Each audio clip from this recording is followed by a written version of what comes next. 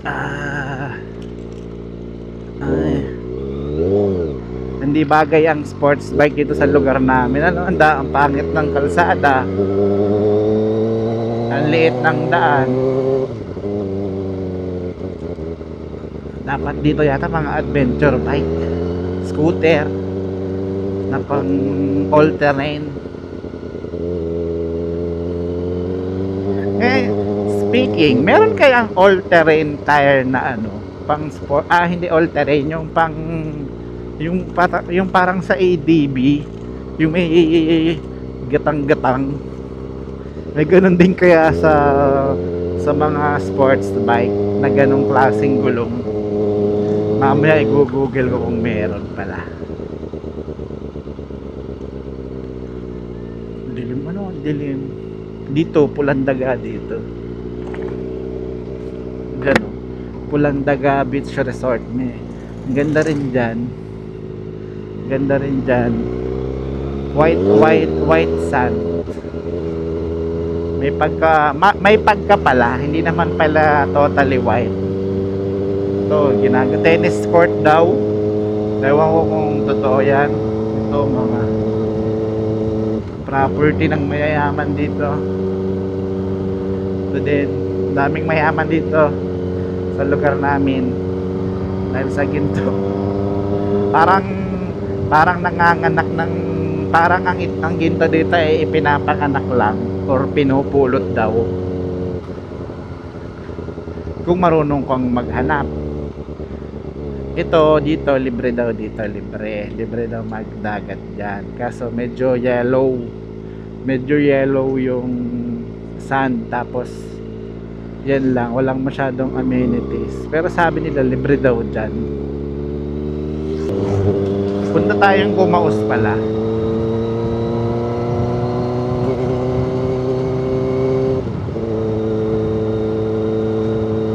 Hapon, medyo bad trip ako kahapon kasi natumba yung motor, pero okay na rin yun kaysa naman natumba ako ng habang umaandar.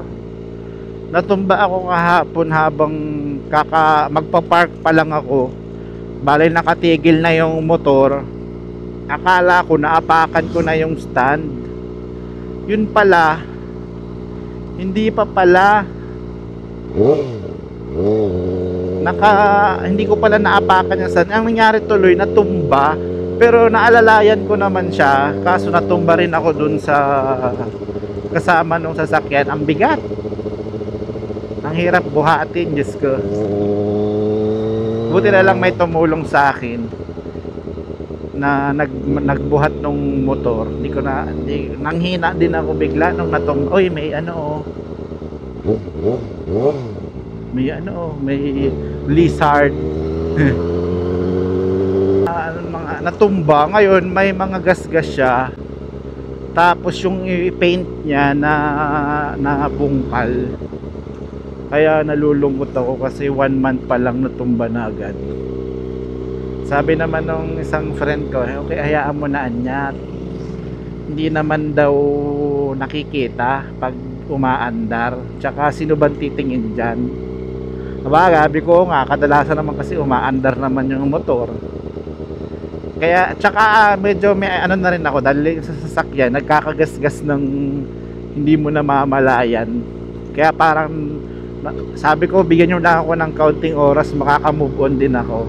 Kailangan ko lang muna mag-run. Ngayon, dinala ko doon sa car wash nung friend ko. Niremedyo niya lang, tinanggal niya lang yung mga sirang paint, tapos parang hindi naman daw niya specialty ang pintura, saka ayoko rin naman gumastos, tsaka saka na lang ayoko rin mag-claim sa insurance pa, parang okay lang. Ano tawag dyan, ang sabi,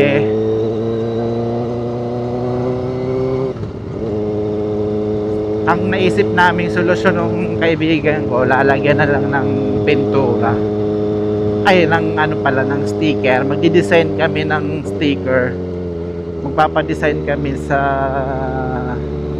marunong, tapos isasakto doon yung ano, para matakpan lang yung gas-gas. Ano yan, SMBC. Dati trinabel ko to gamit electric scooter lang. Ang tagal. Parang feeling ko ang tagal-tagal kong makarating, tapos ang hirap niyang umahon. Para ka na rin nag-exercise. Not totally, pero kailangan mo kasi maglakad, paahon, paglakad din paahon kasi sa sobrang bigat ko.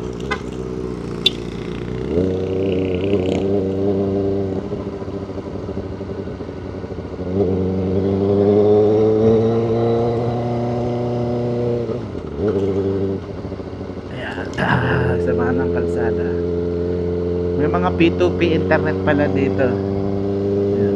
Dito naman wala ka naman makita. Dito sana kasi pailalim, parang may basin.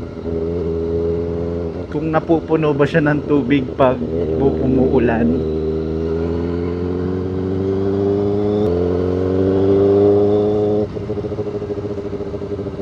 Teka lang, yung nasabi silang bomba, saan kaya nag-originate yan, no?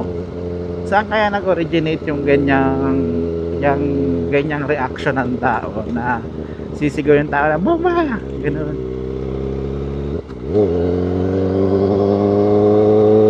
Sayang, hindi ko dala yung drone. Itong mga bata.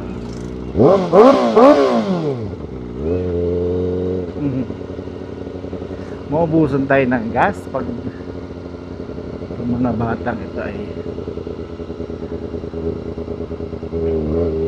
masakit talaga gamitin sa likod.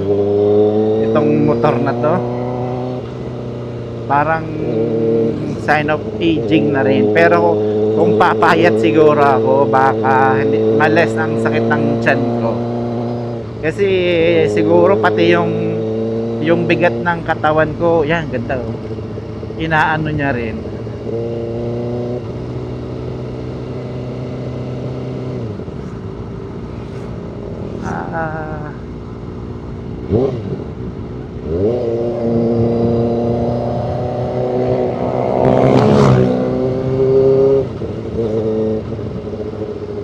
Ingay na na, ayun, may dagat dito oh. May bayad na, dati libre lang yan. Yung pag maliligo ka dito sa dagat dito, nung pag nangangampanya kami noon, dito dyan ang pahingahan. Itong part na yan, yung part na yan, ngayon may bayad na. Ay dito pala yun o, yan yung part na yan. Ngayon wala na, may bayad na. Sa Gumaos dati ang number 1 na paliguan sa Paracale, yung Pulang Daga, tapos yung Linobel dati. Yan, pag gusto mo ng swimming pool, Linobel. Itong Gumaos, mga taga dito lang ang nag-a-avail niyan. Pero ngayon, dumami na yung resort. Katulad dito, meron na dito ng resort bago, mga bagong tayo. Dito na rin pumupunta yung iba, ito Gumaos Bay, Cross Resort. May mga iba-iba silang specialty na ino-offer. Ito, katulad nito, ano to, Amelia Coast. Kahit isa dyan, wala pa akong napuntahan. Ito, Carmen. May ang dami na dito. Meron pa dito isa.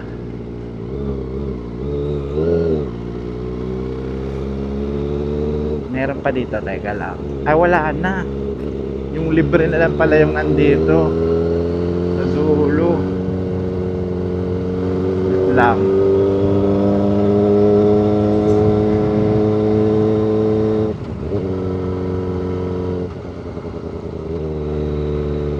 Dito libre. May libre dito. Pag taga dito ka talaga, tapos parang yung dagat kasi parang taken for granted na. Ay, may mga rider, di ako ayan o, sa Iga mamaya tambayan natin mamaya. Dito ang bilis nasira ng kalsada. Pag bumabagyo dito dati, ayan, katulad niyan, hindi na nalinis, hindi na talaga siya naayos. May kalsada yan. Pero hindi ko alam kung matagal na yan o ngayon lang. Pero pag yan, pag ano dito talaga ang bagsakan.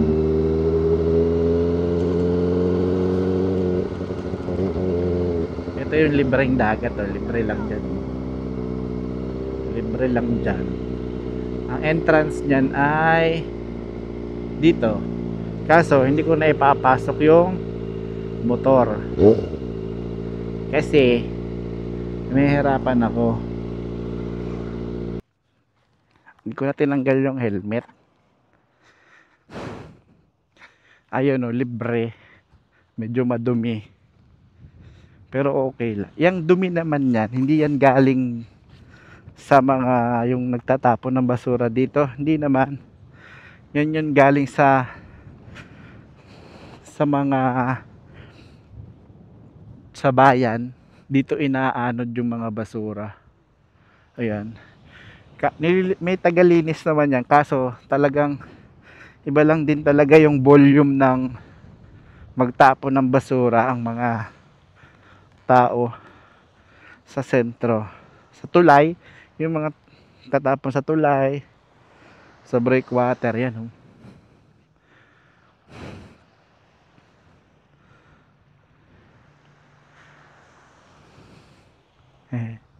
Refreshing. Kung may drone o babala, mag-ingat sa paglangoy mapanganib. O bawal daw lumangoy. Ang maganda pala dito sa ibang dagat kumpara sa Pulang Daga, ganyan lang ang alon dito sa lahat. Pero sa Pulang Daga, medyo may ano siya, may biglang lalim dyan, yung part dyan, may biglang lalim, tas parang may ano siya, yung hinihila ka pag ganun, may, hindi ko alam kung anong tawag doon, kuryente, kumbaga sa term sa dagat, may current, kuryente pag ganun, palayo. Yun lang naman yung pangit doon. Pero kaya doon sa Pulang Daga, meron na siyang mga tali, yung parang border, bawal kang lumagpas doon. Kasi yun na yung dinesignate nilang safe langoyin. Tama, ang galing din na may ganun. Ay, balik na rin tayo. Halika. Kung nandito lang sana si Francis. Si Francis nasa barko pa.